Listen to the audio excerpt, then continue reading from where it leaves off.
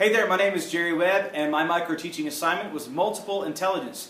I look forward to walking you through a basic introduction to multiple intelligence, starting with a few questions to help us access some prior knowledge. Question number one, which is a two-parter: who first proposed multiple intelligence and why?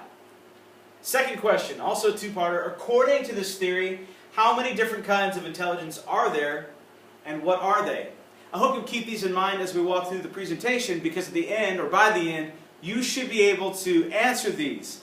We're going to jump right into the background, starting with this gentleman here, Dr. Howard Gardner, who proposed multiple intelligence in 1983, and he did so in response to the academic culture at the time. At the time, they focused primarily on logical and linguistic intelligence. They used one mechanism, the IQ test, but he said something. He said that we need to place equal attention on people who show gifts in the other intelligences. You know, these other people who enrich the community in which we live, artists and architects, musicians, designers, and others. He proposed that there exists a multitude of intelligences, not just those two, but a multitude. And they're quite independent of each other, and that each intelligence has its own strengths and its own constraints. So what we're going to do now is we're going to jump in to the categories of intelligence. We're going to walk through these. There are 8 of them, but we're going to take them one at a time, starting with linguistic intelligence. People who have demonstrated strength here have done so with written and spoken words, interpretation and explanation of ideas, communication and meaning, the ability to express themselves rhetorically or poetically, and not surprisingly, and I think this goes across the board of all the intelligences, we all want to play to our strengths, so people with a high linguistic intelligence do that in their given field as writers, copywriters, editors, journalists, preachers, lawyers, poets, and even teachers. The second is logical, mathematical intelligence. And I realize you might not be able to see that because of the glare, but that says logical, mathematical intelligence. And folks who have demonstrated strengths here have done so through the capacity to analyze problems logically, to detect patterns, to perform mathematical calculations, to reason deductively, and to understand causal relationships. A lot of these gifted folks wind up as analysts, CPAs, programmers, engineers, statisticians, and scientists. The third category is musical intelligence. Not surprisingly, these folks have an awareness and appreciation and a use of sound. They can recognize tonal and rhythmic patterns and understand relationships between sound and feeling. If you're a musical performer, then as an artist, that's what you want to do. You want to evoke an emotional response in the listener. So these folks work as composers, as performers, but also as acoustic engineers or producers. The fourth category is bodily kinesthetic intelligence, and I can tell you, nobody has ever said to me, "You really excel there, Jerry." Really, it hasn't happened. And these folks, this is real simple. They use mental abilities to coordinate bodily movements. And I realize that what I just said was they use their brains to move their bodies. We all do that. But have you ever been to like a CrossFit gym and seen these elite CrossFitters use their bodies in ways like to solve problems the way mathematicians solve equations? They do things a lot differently than I do or can, and it's pretty awesome to see. So these guys, these ladies often wind up as athletes, as dancers, CrossFitters, instrumentalists also, as physical therapists, sign language interpreters, and as actors. The fifth category is spatial visual intelligence. These are our visual artists. They understand the relationship between images and meanings.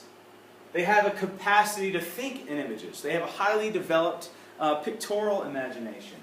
They're able to interpret and create visual images. And there are some examples here of artists, graphic designers, photographers, interior decorators, sculptors, inventors, but also engineers.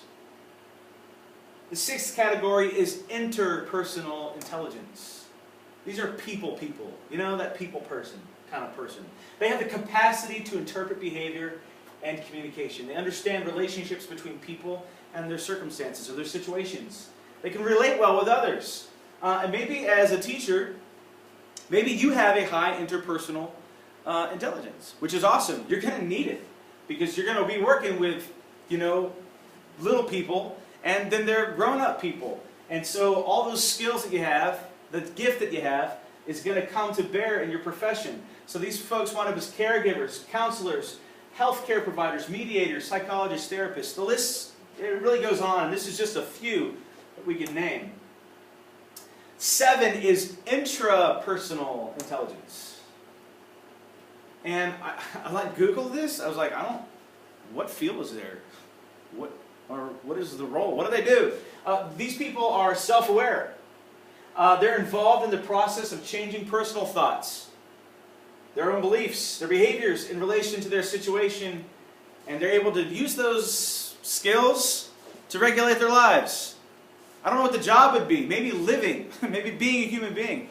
I hope that we can all learn that, because I would love that. To, being a dad, to love my kids, being a teacher, to serve my students and to lead my students, being a colleague, to a good colleague to the people I get to work with. So, to lead a healthy life.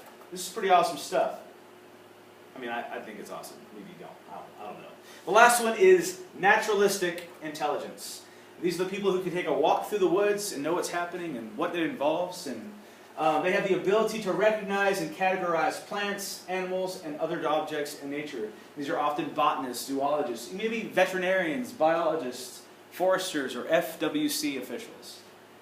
So this is a basic overview of the 8 categories of intelligence, a little bit of the background. And I hope that you can take it and use it. This is fascinating to me because of my own story as a student. I did not like school. I didn't do well in school, especially in math. As a matter of fact, I thought, and probably many of my teachers thought, I had a severe learning disorder. Some kids have dyslexia. Some adults have that. I think I had dyscalculia because I would always invert numbers, and I struggled with working with these rational ideas, and it was so frustrating. And that colored my whole academic career. And then I was in 10th grade, feeling like an academic mess. It's our first week of school. We had to write a response to a poem that we read. So I wrote mine, turned it in. The next day, the teacher came to me. She said, "Jerry, I need to have a conversation with you about your placement." And I thought, okay, here goes. They're going to put me in school jail. I'm done. They found me out. I'm a fake, I'm a phony, and now they know it, and now everybody's going to know it. And so she said, "We need to talk. You don't belong in my class." I braced myself, fearing the worst, and she said, "You need to be in an honors class." Because of the way that you're able to use words, and the way that you interpreted that poem, it was really just a beautiful, beautiful piece that you wrote. And right then and there, things changed for me, And maybe you have had an experience like that too.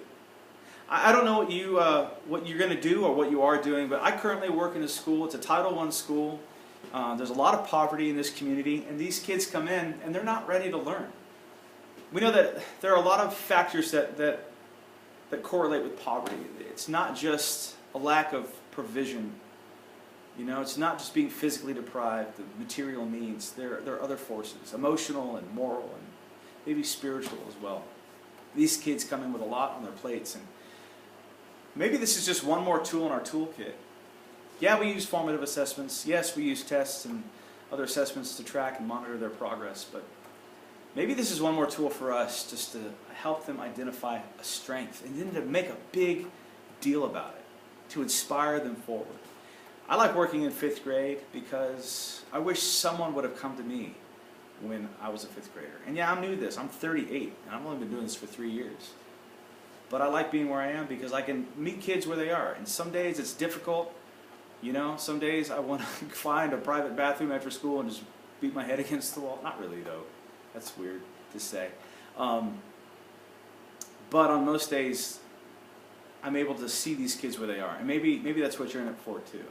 And so I hope this helps you. I hope this benefits you in some way. So cool. If you don't like this video, don't reply, okay? But if you did, you should reply. Thanks. You guys have a great one.